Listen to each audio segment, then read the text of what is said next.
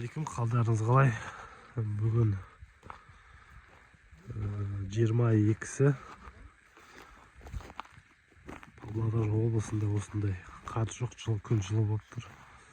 Малдар тоғайға жайып жүрміз, күнде осындай болады. Биыл қыс жылы болады сияқты.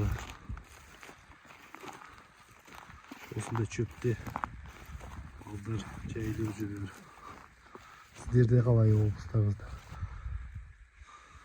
Түнде осында қалады, түні бойы осында жатады. Түнде -6 ма сондай ғана көрсетіп тұр ғой. Сиырлар уже бастап толып жатыр. Осындай кішкентай бұзаулар. Күйлер осындай болып тұр. Сиыр бұзауын биыл ерте сатқанбыз жазда. Міне нәтижесі осылай күйлерімен келеді. Осындай күймен туған кезде бұзаулар ірі болады. Сиыр да қиналмайды. Көктемнен жақсы шығады да, көтермейміз. Осындай бұзаулар толып жатыр. Шөп жетеді.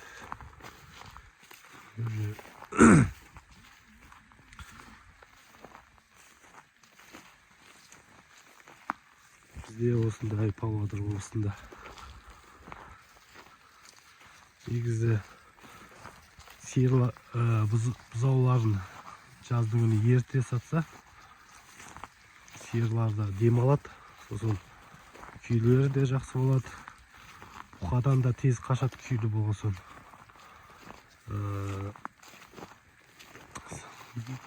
Кейін бұзауы туған кезде де бұзауын тойғызады, жақсы болады. Сіздерге кеңес берейін солай.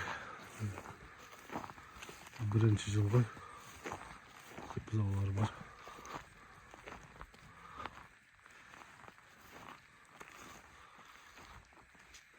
Күйлері жақсы болса, бұқадан да тез қашады екен.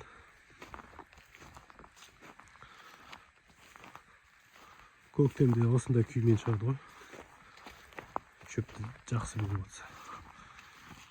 Осылай жаңа жылға дейін жүреді ғой, декабрға дейін жүреді. Бізде январдың аяғына дейін осы далада жүреді. Былтыр қыста да осындай минус аяз болып, қар жауып тұрған кезде де малдар далада қонып жүрді. Керісінше жақсы малдарға далада жайылып жүрген, далада жүріп жүргендер көп ауырмайды. Күйлері де жақсы болады, чем үйде тұрғанда. Қазір үйге апарып шөп берсеңіз, уже жүдейді да, далада аңсап тұрады. Қазір дала суық емес қой, жүдей бастайды. Осындай жағдай болып жүр бізде. Сіздерге де кеңес берем, осылай далаға жайып, бұзауларын ерте сатып, сиырлардың күйі жақсы болады. Аман болыңыздар. Қыстан аман есен шығайық.